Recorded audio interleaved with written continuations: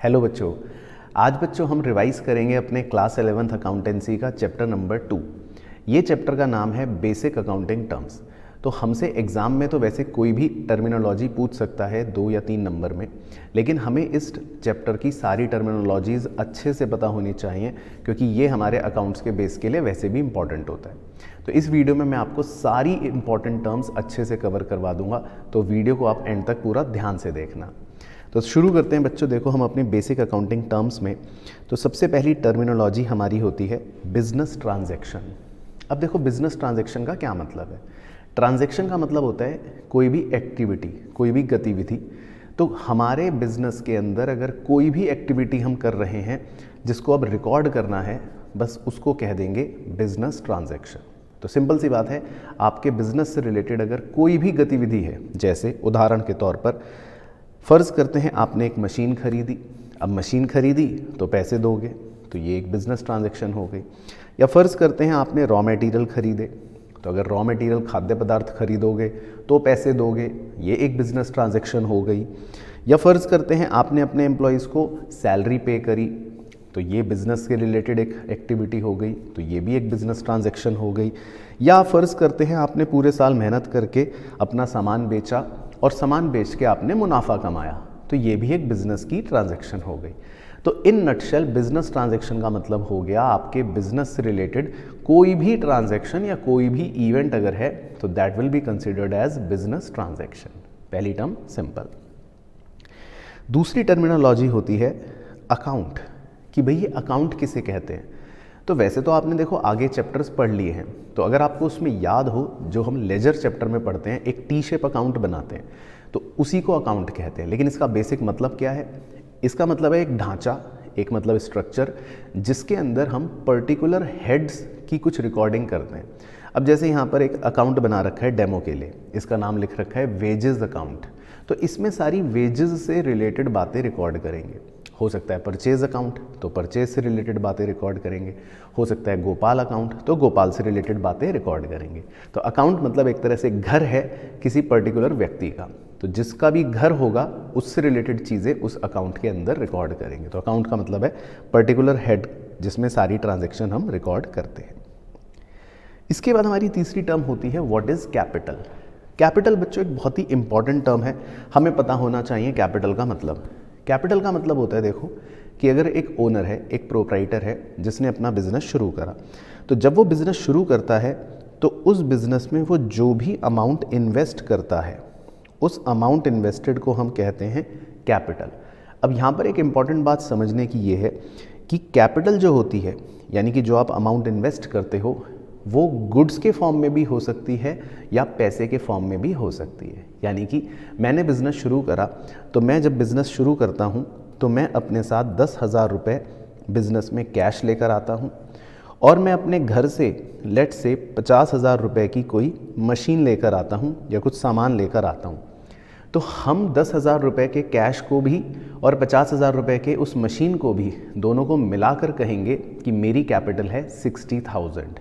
तो ये बात इंपॉर्टेंट है कि कैपिटल मनी के फॉर्म में भी हो सकता है या गुड्स के फॉर्म में भी या एसेट के फॉर्म में भी हो सकता है। तो दैट इज कैपिटल।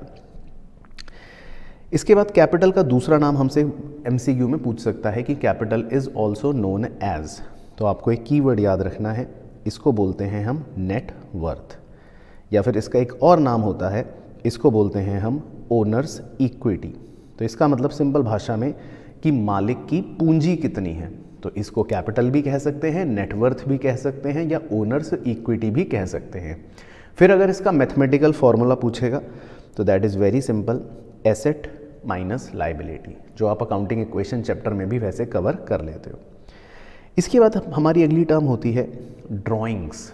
अब ड्राइंग्स वर्ड सुन के आपको वो लगता है कोई ड्राइंग बनानी है, लेकिन ड्राइंग का मतलब यहाँ पर वो नहीं है।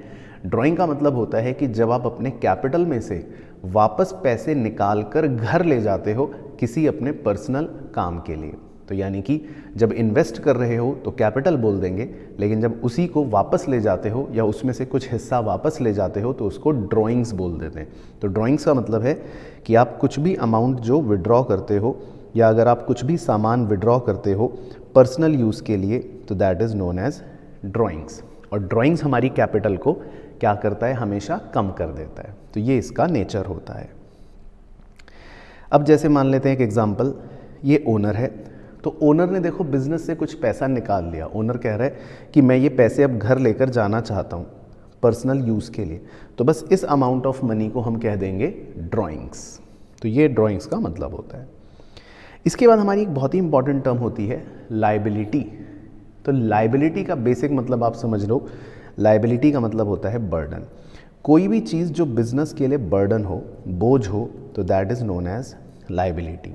अब सिंपल भाषा में हमने अगर किसी से पैसा बोरो करा, लोन लिया, तो हम कहेंगे कि ये हमारी लायबिलिटी है, क्योंकि हमें अब ये अमाउंट बाद में पे करना पड़ेगा। तो कोई भी अमाउंट जो हमारे लिए पेबल होता है उसको हम लायबिलिटी कहते हैं। अब लायबिलिटी जो होती हैं उसको हम दो प्रकार से देख सकते हैं। जैसे बिजनेस के नज़रिए से अगर मालिक के प्रति कोई लायबिलिटी है तो उसको कहते हैं इंटरनल लायबिलिटी, जो सिर्फ एक होती है, जो होती है बेसिकली कैपिटल। क्योंकि बिजनेस को पैसा किसने दिया, मालिक ने, तो बिजनेस कहता है कि ये पैसा मुझे मालिक को लौटाना पड़ेगा, तो इसीलिए मालिक के प्रति जो लायबिलिटी होती है उसे कहते हैं इंटरनल लायबिलिटी, क्योंकि ये तो एक तरह से मालिक के प्रति है। लेकिन अगर यही लायबिलिटी किसी बाहर वाले व्यक्ति के प्रति होगी, यानी कि मान लेते हैं हमने किसी बैंक से लोन लिया और अब तो ये पैसा हमें बैंक को वापस लौटाना पड़ेगा, तो हम इसे कहेंगे एक्सटर्नल लायबिलिटी, क्योंकि ये लायबिलिटी हमारी किसी बाहर के व्यक्ति के प्रति है। तो दो तरह से इसको नज़रिए को देखा जा सकता है। लेकिन जो एक्सटर्नल लायबिलिटी होती है उसको भी सब कैटेगराइज कर सकते हैं हम समय के आधार पर। कैसे? अब अगर ये लायबिलिटी आपको 1 साल बाद रीपे करनी है, मान लो आपको लोन 2 साल, 5 साल या 10 साल बाद रीपे करना है, तो हम कहेंगे इसको नॉन करंट लायबिलिटी। लेकिन अगर आपको ये लोन 12 महीने के अंदर अंदर रीपे करना है, लेट से 6 महीने में, 2 महीने में, 8 महीने में, तो हम इसको कहेंगे करंट लायबिलिटी। तो एक्सटर्नल लायबिलिटीज़ भी दो प्रकार से कैटेगराइज की जा सकती हैं। तो आई होप आपको यहाँ तक सारी टर्म्स अच्छे से समझ आ गई होंगी। अच्छा जी, फिर एक टर्म आता है बड़ा ही इंटरेस्टिंग, क्रेडिटर। सर ये कौन आदमी होता है? तो क्रेडिटर का मतलब मैंने आपको समझाया था, एक ऐसा व्यक्ति जिससे आप गुड्स खरीदते हो। क्या खरीदते हो? गुड्स, और वो भी उधार पर, यानी क्रेडिट पर। तो आप इस आदमी को बोलते हो कि भाई मैं तेरे पैसे बाद में दूंगा। तो जिस भी आदमी को आपको पैसा बाद में देना पड़ता है उस आदमी को हम कहते हैं क्रेडिटर, क्योंकि आपने इससे गुड्स उधार पर परचेज करे हैं। और ये हमारे लिए करंट लायबिलिटी माना जाता है, क्योंकि जनरली इसके पैसे आपको 12 महीने के अंदर अंदर देने पड़ते हैं। तो ये होते हैं क्रेडिटर्स। अच्छा, फिर इसी तरह होते हैं डेटर्स। अब डेटर कौन होते हैं सर? डेटर होते हैं इसके उल्टे, यानी कि जिनको आपने गुड्स बेचे होते हैं उधार पर, यानी कि क्रेडिट पर आपने उनको गुड्स बेचे हैं। अब ये लोग आपको कहते हैं कि हम आपको पैसा ना बाद में दे देंगे, तो हमें इनसे बाद में पैसा मिलेगा, तो इनको हम बोलते हैं करंट एसेट, क्योंकि इनसे हमें जनरली 12 महीने के अंदर अंदर पैसे मिल जाएंगे, तो इन्हें बोला जाता है डेटर। अच्छा, इसके बाद एक बड़ा ही इंपॉर्टेंट टर्म आता है एसेट्स का, कि एसेट्स क्या होते हैं। तो देखो बच्चों, एसेट्स का मतलब सिंपल है, 3 कीवर्ड्स हैं। ऐसी चीज़ें जो हमें भविष्य में आर्थिक फ़ायदा देंगी। तो कोई भी चीज़ जो आपको फ्यूचर में इकोनॉमिक बेनिफिट देगी, जिसको बिजनेस कंट्रोल भी करता है, ओन भी करता है, उन चीज़ों को हम एसेट कहते हैं। तो वेरी सिंपल, हमारे बिजनेस में बहुत सी चीज़ें होती हैं जो एसेट्स होती हैं, क्योंकि वो हमारे बिजनेस में लंबे समय में फ़ायदा देंगी या छोटे समय में फ़ायदा देंगी, भविष्य में फ़ायदा देंगी। तो इनको बोलते हैं हम एसेट्स। अब इन एसेट्स को हम क्लासीफाई भी कर सकते हैं। कैसे? Number 1, non current asset. Non current asset जो जनरली 12 महीने या उससे ज़्यादा लंबी अवधि के लिए हम अपने बिजनेस में रखते हैं, और ये लॉन्ग टर्म के लिए हमारे बिजनेस को फ़ायदा देते हैं, तो इसको बोलते हैं नॉन करंट एसेट। दूसरे होते हैं करंट एसेट, जो 12 महीने से कम के लिए हमारे बिजनेस को फ़ायदा देते हैं, छोटी अवधि के लिए, तो इनको हम बोल सकते हैं करंट एसेट। लेकिन एक बड़ी ही स्पेशल कैटेगरी होती है जो एक तरह से होते हैं काल्पनिक एसेट, फिक्टिशियस, काल्पनिक यानी कि इमेजिनरी। अब ये कौन से हैं जी? इमेजिनरी। तो इमेजिनरी का मतलब है काल्पनिक एसेट, जो भी थोड़ी देर में समझाऊंगा कि ये वैसे तो कोई बिजनेस में फ़ायदा नहीं दे रहे और ना ही फ्यूचर में कुछ हमें इनको इकोनॉमिक बेनिफिट हमें इनसे मिलने वाला है, लेकिन फिर भी हम इनको एसेट की तरह ट्रीट करते हैं। तो ये एक बड़ी विडंबना है, एक कॉन्ट्रास्ट है, लेकिन है तो है टर्म, इसको बोलते हैं फिक्टिशियस एसेट्स। तो 3 तरह से हम एसेट को क्लासीफाई कर सकते हैं। अब नॉन करंट एसेट की अगर बात करूँ तो ये 12 महीने से ज़्यादा के लिए चलते हैं और इन्हें हम बिजनेस में बेचने के लिए नहीं रखते। हमारा ऑब्जेक्टिव होता है लंबे समय तक इनको रखना। दूसरे अगर नॉन करंट एसेट को और सब क्लासीफाई करूं तो इनको हम टेंजिबल और इनटेंजिबल में क्लासीफाई कर सकते हैं।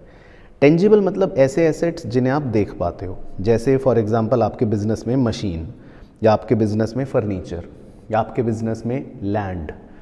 लेकिन इनटेंजिबल एसेट वो होते हैं जिन्हें आप अपने बिजनेस में देख नहीं पाते, छू नहीं सकते, जैसे आपके पास पेटेंट राइट्स, या आपकी गुडविल, या आपके पास कॉपीराइट्स, या कोई सॉफ्टवेयर, या कोई फॉर्मूले। तो बिजनेस में 2 प्रकार के नॉन करंट एसेट हो सकते हैं, दिखने वाले भी टेंजिबल और ना दिखने वाले भी इनटेंजिबल। इनके कुछ एग्जाम्पल्स हमने यहाँ पर बताए थे। तो ये लेफ्ट साइड में जो आप देख रहे हो ये सारे टेंजिबल हैं, राइट साइड में जो आप देख रहे हो जैसे कोई फार्मूला, कोई सॉफ्टवेयर, कोई गुडविल, वो सब इनटेंजिबल है, जिनको आप टच नहीं कर सकते, देख नहीं सकते। दूसरी कैटेगरी थी एसेट्स की, करंट एसेट्स। करंट एसेट मतलब जिनको आप जल्दी से कैश में कन्वर्ट कर सकते हो और हम इनको बिजनेस में बेचने के लिए ही जनरली रखते हैं। ये 12 महीने से अंदर हमारे को कैश में कन्वर्ट होकर मिल जाते हैं। जैसे एग्जाम्पल के तौर पे आपके पास कैश बैलेंस है, या आपके पास कोई स्टॉक है, या आपके पास डेटर्स हैं, तो ये 12 महीने के अंदर अंदर आपको कैश में ही कन्वर्ट होकर मिल जाते हैं। तो इन सबको हम बोलते हैं करंट एसेट्स। तीसरी कैटेगरी फिक्टिशियस एसेट्स, जो मैं बता रहा था काल्पनिक एसेट। अब ये क्या है, इसको थोड़ा सा आप 2 मिनट लगाकर समझना। ये कोई एसेट नहीं होते, ये एक्चुअल में हमारे कुछ बड़े बड़े खर्चे होते हैं या लॉसेस होते हैं, लेकिन इनको हम क्या करते हैं, इनको हम 1 साल में अपना खर्चा नहीं मानते।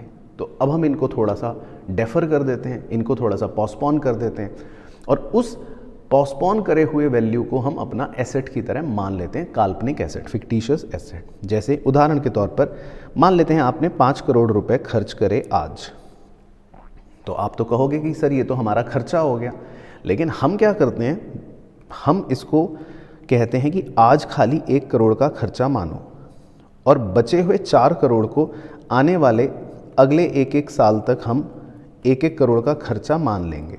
तो आपने अपने 5 करोड़ के खर्चे को थोड़ा सा पोस्टपोन कर दिया, थोड़ा सा डेफर कर दिया, और आज हम क्या मानेंगे कि हमारा खर्चा सिर्फ कितना है, 1 करोड़ का, और बचे हुए 4 करोड़ को हम कह देंगे कि ये बचे हुए 4 करोड़ हमारे लिए एसेट हैं, और इनको एक नाम दे दिया नकली फिक्टिशियस एसेट। तो ये इस तरह की एक काल्पनिक सी कहानी है। तो होते ये खर्चे हैं, बड़े बड़े लॉसेस होते हैं, लेकिन हम इनको 12 महीने से ज़्यादा क्या कर देते हैं, डेफर कर देते हैं। तो इस स्टाइलिंग को कहते हैं फिक्टिशियस एसेट।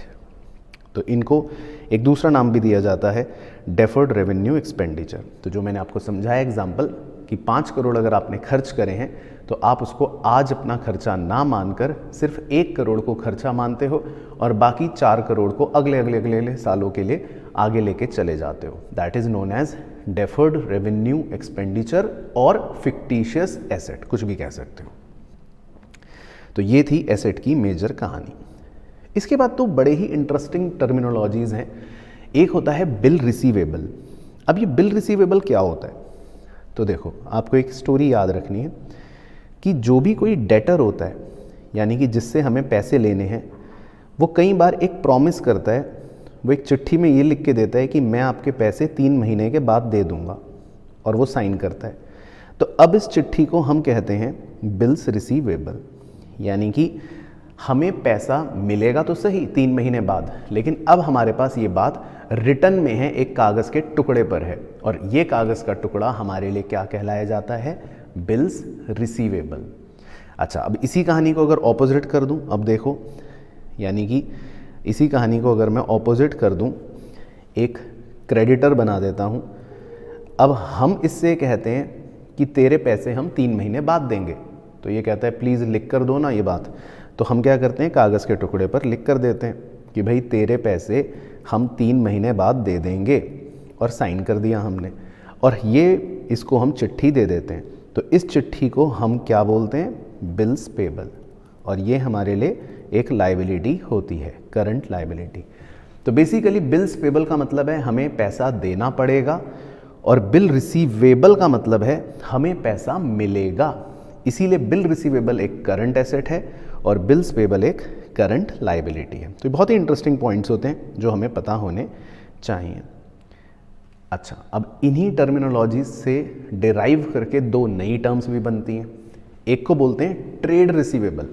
तो ट्रेड रिसीवेबल एक आप समझ लो मैथमेटिकल फॉर्मूला है जिसके अंदर हम 2 चीज़ों को ऐड कर लेते हैं, एक तो डेटर्स को और दूसरे बिल्स रिसीवेबल को।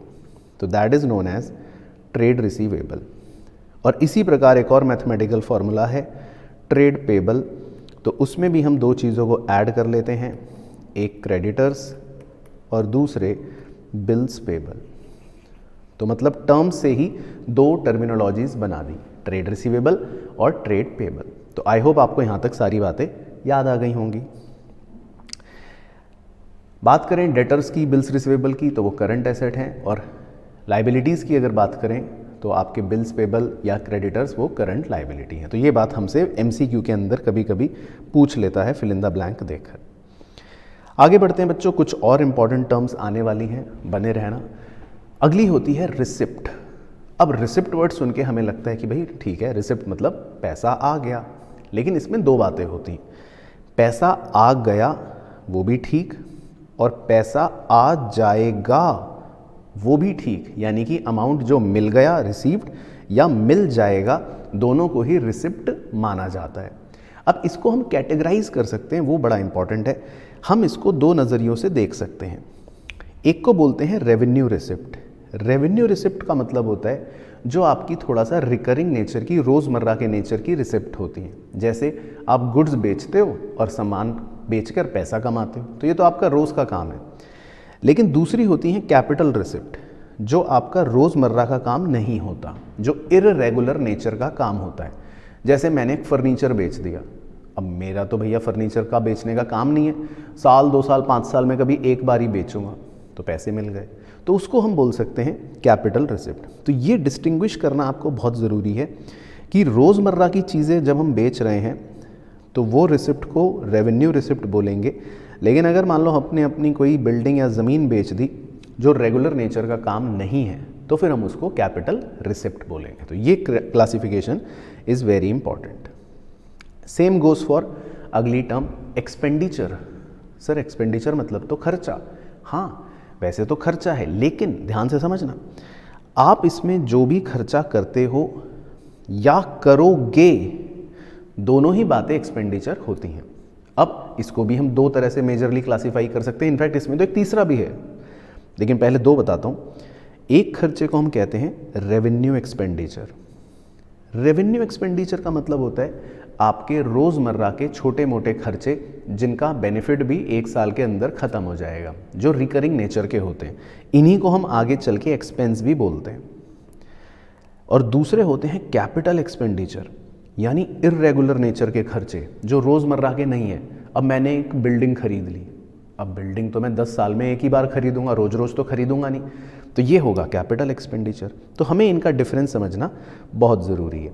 तो रेवेन्यू एक्सपेंडिचर जो है उनका बेनिफिट 1 साल के अंदर अंदर ख़त्म हो जाता है, लेकिन कैपिटल एक्सपेंडिचर का बेनिफिट 1 साल से ज़्यादा चलता रहता है, चलता रहता है, चलता रहता है। जैसे मैंने सैलरी पे करी तो रोज़मर्रा का काम है, रेवेन्यू एक्सपेंडिचर। लेकिन मैंने मशीन खरीद ली तो ये इर्रेगुलर नेचर का काम है, तो ये कैपिटल एक्सपेंडिचर। अच्छा, एक्सपेंडिचर में एक क्लासिफिकेशन और जो आपको पहले भी बताई थी, अभी आता हूँ उस पर, लेकिन एक्सपेंस बता देता हूँ पहले, क्योंकि एक्सपेंस सेम चीज़ होती है जो रेवेन्यू एक्सपेंडिचर के लिए समझाया था। यानी कि ऐसे खर्चे जिनका बेनिफिट 1 साल में ख़त्म हो जाता है और आप इनको रेवेन्यू जनरेट करने के लिए खर्च करते हो। उदाहरण के तौर पर आपने सैलरी पे करी, या आप अपने जगह के लिए रेंट पे करते हो, कोई भी ऐसा खर्चा करते हो, तो इसको हम एक्सपेंस बोल सकते हैं। अब एक्सपेंडिचर में जो तीसरी स्पेशल कैटेगरी मैं बता रहा था उसकी बात कर लेता हूँ, जो पहले भी आया था। इस एक्सपेंडिचर को बोलते हैं डेफर्ड रेवेन्यू एक्सपेंडिचर, यानी कि जो थोड़ी देर पहले आपने फिक्टिशियस एसेट देखे थे ये वही हैं। सेम एग्जाम्पल, सेम कहानी कि लेट से आपने 5 करोड़ रुपए का एडवर्टाइजमेंट का खर्चा करा, लेकिन आप इसको आज अपना एक 5 करोड़ का खर्चा नहीं मानोगे, आप इसको ये मानोगे कि मैं हर साल एक करोड़ का खर्चा करूँगा। तो आप सिर्फ अपने खर्चे को क्या कर रहे हो, पोस्टपोन कर रहे हो, एक अकाउंटिंग ईयर से ज़्यादा डेफर कर रहे हो। तो इसका नाम पड़ गया डेफर्ड रेवेन्यू एक्सपेंडिचर। ये इसकी कहानी होती है। तो खर्चों का भी क्लासिफिकेशन आप समझ गए। फिर आता है इनकम किसे कहते हैं सर? ये तो बड़ा टर्म हमने सुना है, इनकम इनकम इनकम। तो इनकम का मतलब होता है सिंपल भाषा में, देसी भाषा में आप प्रॉफिट कह सकते हो, मुनाफा कह सकते हो। और इसको हम निकालते कैसे हैं कि जो भी आपके रेवेन्यू है, रेवेन्यू का मतलब होता है, शॉर्ट में रेवेन्यू बोलते हैं, वैसे कहने का तात्पर्य है रेवेन्यू रिसिप्ट्स, उसमें से आप अपने एक्सपेंस अगर माइनस कर दो, और एक्सपेंस शॉर्ट में बोलते हैं, कहने का तात्पर्य है रेवेन्यू एक्सपेंडिचर। तो अगर आप अपने रिसिप्ट्स में से, रेवेन्यू रिसिप्ट्स में से रेवेन्यू एक्सपेंडिचर माइनस कर दोगे, यानी कि जो मेरे पास आ रहा है उसमें से अपने खर्चे घटा दोगे, तो बचेगी इनकम। तो income is a mathematical formula जिसका फॉर्मूला है रेवेन्यू माइनस एक्सपेंस। उसके बाद सर एक बड़ा ही इंटरेस्टिंग टर्म हमने सुना था, प्रीपेड एक्सपेंस। प्रीपेड एक्सपेंस का मतलब है, नाम से ही देख सकते हो आप, प्री मतलब पहले, पेड मतलब पे कर दिया। अगर आप अगले अकाउंटिंग ईयर का पैसा या खर्चा इस साल पे कर देते हो तो उसको बोलते हैं प्रीपेड एक्सपेंस, और इसको करंट एसेट की तरह ट्रीट किया जाता है, क्योंकि आपने पैसे पहले दे दिए, अब आपको भविष्य में इसका बेनिफिट मिलेगा। इसी तरह हो सकता है, जैसे एक एग्जांपल, कि आपने रॉ मटेरियल अगले साल जो खरीदने थे उसके पैसे इस साल पे कर दिए, तो क्या बोलेंगे, प्रीपेड एक्सपेंस। इसी तरह होता है आउटस्टैंडिंग एक्सपेंस। अब ये क्या होता है, इसमें आपने इस साल बेनिफिट तो ले लिया पर अभी तक पैसे पे नहीं करे। तो मैंने अपने एम्प्लॉयज़ से काम करवा लिया लेकिन उनको अभी तक मार्च के महीने की सैलरी पे नहीं करी, तो हम इसको कह देंगे आउटस्टैंडिंग एक्सपेंस। अब क्योंकि ये मेरे लिए बर्डन है, मेरे लिए लाइबिलिटी है, तो इसीलिए इसको करंट लाइबिलिटी कंसिडर करते हैं। तो ये बात आपको पता होनी चाहिए। इसके बाद देखो एक बड़ा ही इंटरेस्टिंग टर्म होता है प्रॉफिट। कई बार ये 1 नंबर में एमसीक्यू में पूछ लेता है। तो प्रॉफिट का मतलब एग्जैक्टली सेम है जो इनकम का मतलब है, रेवेन्यू माइनस एक्सपेंस। लेकिन बस ये याद रखो, प्रॉफिट को हम यूज़ करते हैं एक नॉर्मल कोर्स ऑफ बिजनेस में, यानी कि जो मेरा रोज़ का काम है, जो मेरा मेन काम है, उससे जो मैं कमा रहा हूँ उसे प्रॉफिट बोलता हूँ। लेकिन एक और टर्मिनोलॉजी है ग्रॉस प्रॉफिट या नेट प्रॉफिट, जो आप वैसे तो आगे के चैप्टर में पढ़ते हो, लेकिन ग्रॉस प्रॉफिट मतलब होता है थोड़ा ऊपर का प्रॉफिट, यानी कि रेवेन्यू में से हम सिर्फ डायरेक्ट एक्सपेंस माइनस कर रहे हैं। लेकिन नेट प्रॉफिट का मतलब होता है बिल्कुल फाइनल वाला प्रॉफिट, एंड में जाके निकल रहा है, तो उसका फॉर्मूला होता है रेवेन्यू माइनस टोटल एक्सपेंसेस। तो ये एमसीक्यू में आपसे पूछ सकता है। अच्छा, फिर क्वेश्चन ये पूछ लेता है कि भाई गेन किसे कहते हैं। फिर गेन और प्रॉफिट तो एक जैसी बात हुई, लेकिन गेन का मतलब ये है जब आप किसी भी इररेगुलर एक्टिविटीज़ से अपना प्रॉफिट कमा रहे हो तो उसको हम कहते हैं गेन। तो मान लो मेरे को लॉटरी की इनकम लग गई, या मान लो मैंने गलती से एक मशीन बेची थी, अचानक फ़ायदा हो गया, तो ये मेरा रोज़ का काम नहीं है, ये मेरी रेगुलर एक्टिविटीज़ नहीं है, तो हम इसको प्रॉफिट नहीं कहेंगे, हम इसको कहेंगे गेन। तो ये टर्म गेन बन जाती है। इसी तरह अगर मैं इसका उल्टा कर दूँ, लॉस, सर नुकसान, तो नुकसान का मतलब है एक्सपेंसेस माइनस रेवेन्यू, यानी कि मेरा खर्चा ज़्यादा है, मान लो खर्चा है 100 रुपये और मेरी रेवेन्यू आमदनी है सिर्फ 80, तो इसका मतलब 20 रुपये का लॉस हो गया। तो लॉस इसका मतलब क्या होता है, प्रॉफिट का उल्टा। तो मैथमेटिकली फॉर्मूला भी उल्टा बन गया, एक्सपेंस माइनस रेवेन्यू। इसके बाद एक और टर्म है, छोटी सी टर्म है, आगे काम आती है, इन्वेंट्री। अब इन्वेंट्री का मतलब होता है बेसिकली आपका वो सामान जो आप बेच नहीं पाए, यानी कि वो सामान जो आपकी दुकान में रखा हुआ है, स्टॉक बोलते हैं जिसको। तो अब ये स्टॉक जो होता है ये 3 तरह का हो सकता है। क्या क्या, एक को नाम दे दिया रॉ मटेरियल, मतलब आपने कुछ खाद्य पदार्थ खरीदे, है ना। दूसरे को नाम दे दिया वर्क इन प्रोग्रेस, अब उस पर कुछ दिनों तक काम चल रहा है। तीसरे को नाम दे दिया फिनिश्ड गुड्स, यानी कि आपके प्रॉपर प्रोडक्ट्स बनकर तैयार हो गए हैं। तो स्टॉक जो होता है वो 3 प्रकार का हो सकता है, रॉ मटेरियल भी, वर्क इन प्रोग्रेस भी, या फिनिश्ड गुड्स भी। बाकी एक और टर्म आती है जो हमें पता होनी चाहिए, इसका नाम है डिस्काउंट। अब डिस्काउंट का मतलब तो वैसे हमको पता है कि डिस्काउंट का मतलब है कि सर शॉपिंग करने गए थे, सस्ता मिल गया सामान, राइट, वही है डिस्काउंट का मतलब, वही है कि प्राइस में कुछ रिडक्शन हो गया है। लेकिन ये 2 तरह का होता है जो आपको जानना बहुत ज़रूरी है। एक होता है ट्रेड डिस्काउंट। ट्रेड डिस्काउंट आपको तब मिलता है जब आप बल्क में खरीदते हो बहुत सारा सामान, कि एक शर्ट थी 100 रुपये की, लेकिन आपने कहा मैं 10 शर्ट खरीदूंगा, तो दुकानदार ने कहा ठीक है चलो आपको 5% डिस्काउंट देता हूँ। तो ये होता है ट्रेड डिस्काउंट। लेकिन दूसरा होता है कैश डिस्काउंट। कैश डिस्काउंट होता है जब आप जल्दी पेमेंट करते हो। तो मान लो मुझे आपको 10,000 रुपये देने थे, लेकिन मैंने कहा कि मैं आपको ये पैसे कल ही दे दूंगा, तो मुझे प्लीज़ डिस्काउंट दे दो। तो आपने कहा ठीक है सर, कल ही दोगे तो 5% डिस्काउंट दे देंगे, अगर 4 महीने बाद दोगे तो फिर पूरे 10,000 देना। तो जल्दी पैसे देने के डिस्काउंट को कहते हैं कैश डिस्काउंट। तो ये इनका नेचर होता है। फिर आपको ये पता होना चाहिए, इसमें डिफरेंस पूछ लेता है कि ट्रेड डिस्काउंट और कैश डिस्काउंट में फ़र्क क्या है। तो मेन फ़र्क तो मैंने आपको बता ही दिया, मीनिंग वाला। लेकिन एक दूसरा इंपॉर्टेंट फ़र्क ये है कि ट्रेड डिस्काउंट को हम कभी भी रिकॉर्ड नहीं करते बुक्स में, तो आप इसकी कोई जर्नल एंट्री नहीं देखोगे, इसकी कोई जर्नल एंट्री नहीं होती। लेकिन कैश डिस्काउंट जो होता है उसको हम बुक्स में रिकॉर्ड करते हैं, आप इसकी जर्नल एंट्री भी देखोगे जब जर्नल चैप्टर पढ़ते हो। तो ये एक सबसे मेजर डिफरेंस है, तो ट्रेड डिस्काउंट और कैश डिस्काउंट। फिर इसी तरह एक छोटा सा टर्म है बैड डेट्स। बैड डेट्स मतलब, सर बैड डेट्स का मतलब होता है कि हमारे जो डेटर्स हैं, अगर उनमें से अचानक कोई डेटर ये बोल दे कि मैं तो पैसे नहीं दे पाऊँगा, मेरे पास पैसे नहीं है, तो अगर हमारे डेट्स इररिकवरेबल हो जाएं तो हम कहते हैं बैड डेट्स, यानी कि अब मेरा पैसा मर गया, मुझे पैसा नहीं मिलेगा। ये भी एक छोटी सी टर्म है। और एक टर्म और होती है हमारी छोटी प्यारी सी, इसका नाम होता है डेप्रीसिएशन। डेप्रीसिएशन आपका एक चैप्टर भी है आगे, लेकिन वैसे इसका मतलब है आपके फिक्स्ड एसेट की वैल्यू में गिरावट हो गई। यानी कि कोई भी फिक्स्ड एसेट जब आप यूज़ करते हो, मैं फर्नीचर यूज़ करता हूँ, मैं मशीन यूज़ करता हूँ, तो उनकी वैल्यू में किसी भी रीज़न से गिरावट आ जाती है, तो उस गिरावट को कहते हैं डेप्रीसिएशन। बस, तो ये हैं बेसिकली वो सारी टर्म्स जो हमें पढ़नी थी। और भी टर्म्स हैं बुक में, लेकिन वो आपको पढ़ने की ऐसी ज़रूरत नहीं है। तो आई होप बच्चों आपको अच्छे से पूरा लेक्चर समझ आया होगा। और जब भी आपको चैप्टर 2 रिवाइज करना हो, टर्म समझनी हो, तो ये पूरा लेक्चर आप दोबारा से देख लेना। वीडियो अच्छी लगी हो तो ज़रूर लाइक करना, शेयर करना और कमेंट करके मुझे ज़रूर बताना कि आपको इस वीडियोज़ में सारी बातें अच्छे से समझ आईं, या अगर कोई डाउट है तो वो भी नीचे कमेंट करके ज़रूर बताना। आपके फाइनल एग्जाम्स के लिए मेरी तरफ से बहुत बहुत शुभकामनाएं।